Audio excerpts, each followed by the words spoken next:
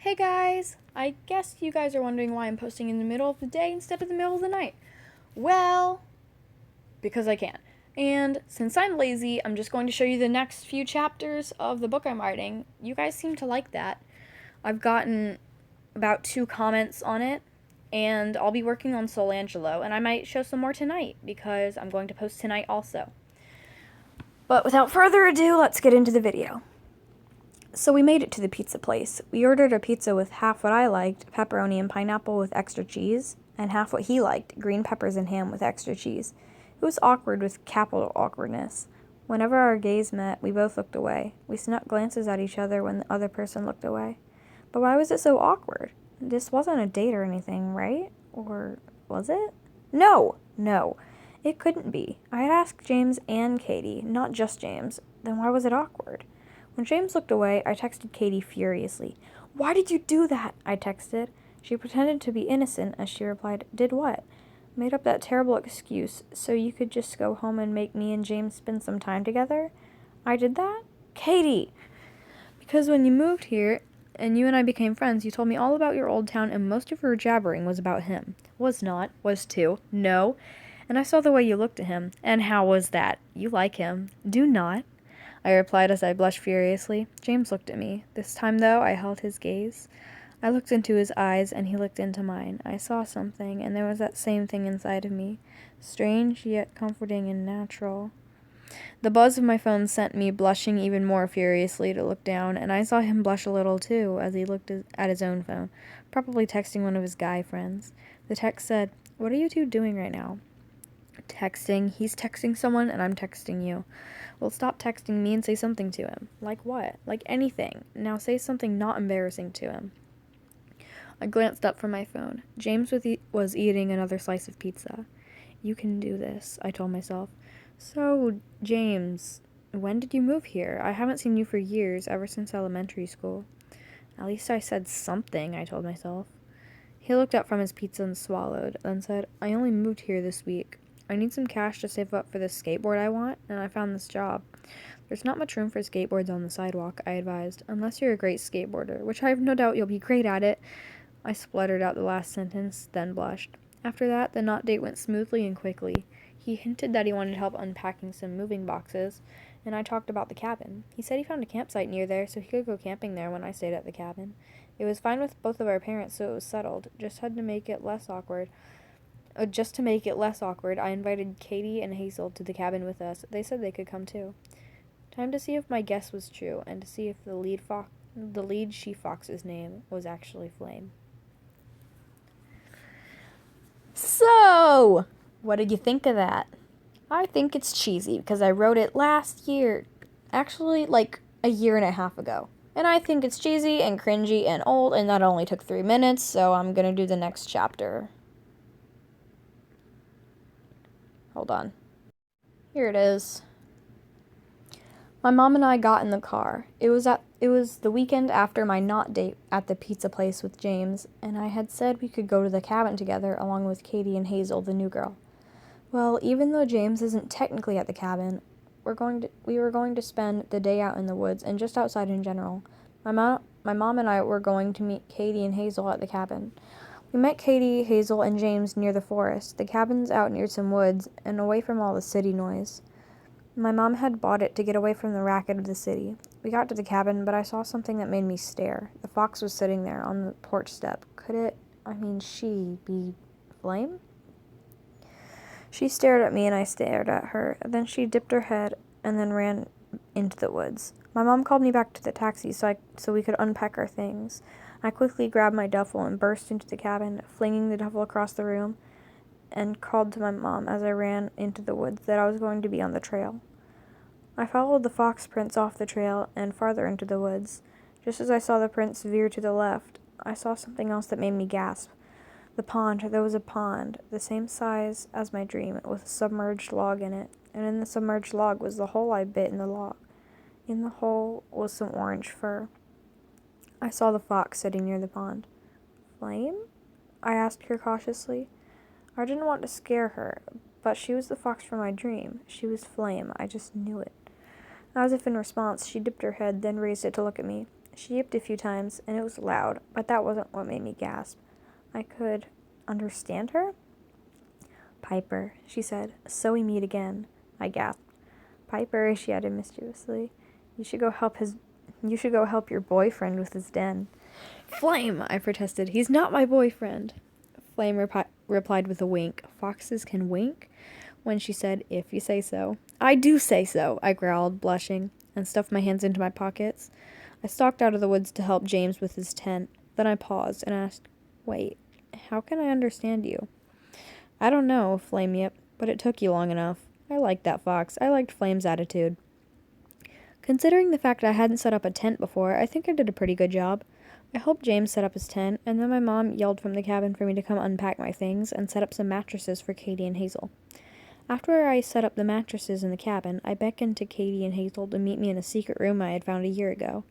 No one else knows about my secret room, but Katie and Hazel do now. Guys, I said, my voice struggling to keep calm, have you noticed or seen anything strange lately? Katie replied first. Well, I've seen, or actually heard, something strange with foxes. I also dreamed of something, and when I snuck into the woods earlier, I saw it was true. This might sound crazy, but I've actually been able to understand the foxes. If I'm crazy, please don't laugh, but why are you asking? Piper? Piper. But I was too busy staring, my mouth hanging open at her, then zoning out. She clapped in front of my face a few times to bring my mind back to earth, and she asked cautiously, Piper, why are you asking? Have you seen anything like I did? She had no idea. We had no idea what we had gotten ourselves into. See how long this is. Okay, I can do one more chapter if you guys want. Okay, yeah, I'm gonna do it anyway, because I'm bored. I got nothing to do.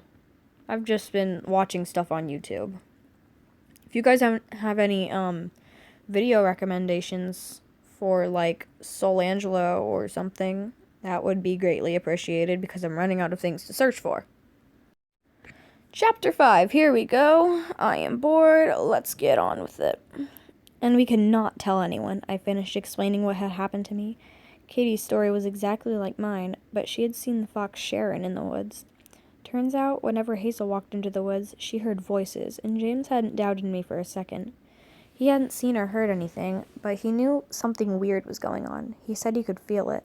Katie, Hazel, and I were walking to the woods the next day. James had gone to his tent to see if he would hear or see anything. If he didn't see, hear, or feel anything within the next 10 minutes, he said, he would come to the woods and find us. Everyone had agreed to the rule of not telling anyone unless the other person brings it up. I doubted that anyone else had experienced anything like this, but boy was I wrong. We had also agreed that if anything weird happened, that we would get the others, if they weren't already with us. Then Hazel heard the voices. Katie and I saw the foxes. James came running into sight, and then it happened. Hey. Okay, so apparently I wasn't thinking straight when I wrote this, because they are now in the woods. I thought I had added that part. And I worked on this like half a year ago. How did I not notice this? Okay, they are in the woods. The foxes come running. Hazel hears the voices, and James comes running into the woods. Sharon and Flame started talking. Finally, Sharon sighed. It was about time. It was about time. Flame agreed. What were they talking about? Katie and Hazel were changing. As I watched, Hazel seemed to get bigger along with our surroundings. It wasn't long until I realized that Katie and I were getting smaller. I couldn't stand, and I was forced onto 4 evenly lengthened and strangely orange legs with paws.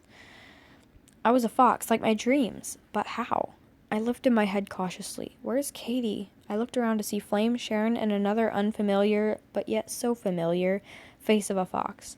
I tried speaking, but it didn't sound like me. It sounded like my dreams, like a fox. Katie? I didn't see her. Piper? I heard the unfamiliar fox's voice full of disbelief. Katie? It was my turn to be surprised. I took a wobbly step forward, and then I fell down.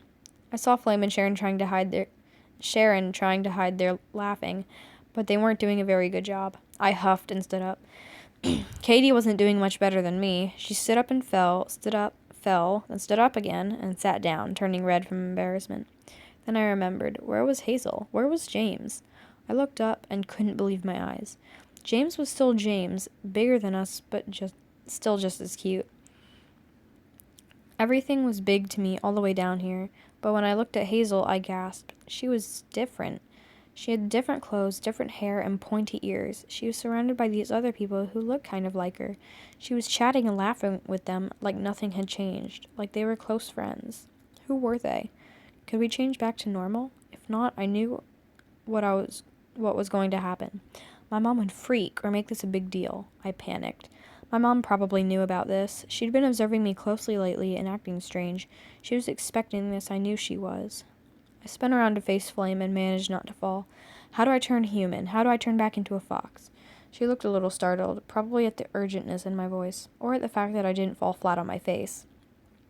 You turn into a human by closing your eyes and, well, wanting to be a human. Just picture yourself as your human self. As for a fox, if you picture yourself as a fox, you will have some fox features, like ears, tail, feet, and fangs. You will be half fox, half human. That is your half fox state. To turn completely into a fox, you have to say something while you picture yourself as a fox. You have to say, for the foxes, for what matters, for myself. Then you turn into a fox. Long lesson. Let's see if it paid off. I concentrated and pictured myself as a human. I opened one eye, then the other, saw I was human again. I looked up and saw James staring at me. I quickly got off my hands and knees as I beckoned to Katie. Once she was back to normal, we walked over to James. Did you do anything power-y in the tent? I asked.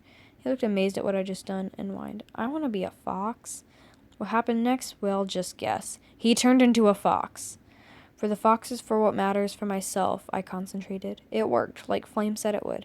James, how did you do that? He was stunned. I let him realize what had happened and asked in an oddly gentle voice. James, how did you do that? I just said I wanted to be a fox, too. With a flash, he was human, me right behind him. And then he fainted. Good thing I caught him with Katie's help. She figured out her power as well. Katie was just Hazel was just staring at us. As Katie and I glanced at her, there was a tornado of leaves that surrounded her, and just like that, her odd features were gone, and her friends, too. A letter floated down from a tree and landed on her head. I almost forgot, exclaimed Flame, who was circling me. Right, said Sharon. They pointed their noses in the air, and letters floated down from the trees. Bye, they said as they sprinted away, and the letters landed. One to me and to Katie. One landed on James' face, and he woke up. What happened? He stuttered. What happened is Katie and I turned into foxes. You said you wanted to be one too. Then you turned into one and turned back human and fainted. We caught you and... We don't need the play-by-play, Hazel interrupted. We have to go back to the cabin and figure out what just happened. But none of us knew what had just happened. Yeah, I'd say this video's long enough. I'll see you in about 12 hours at midnight tonight. Okay, sound good? Great. Hope you like this video. Leave suggestions for what else you want me to write in the comments below, and if you want me to continue any of my series that I had already started. I'll see you guys later. Thanks for watching.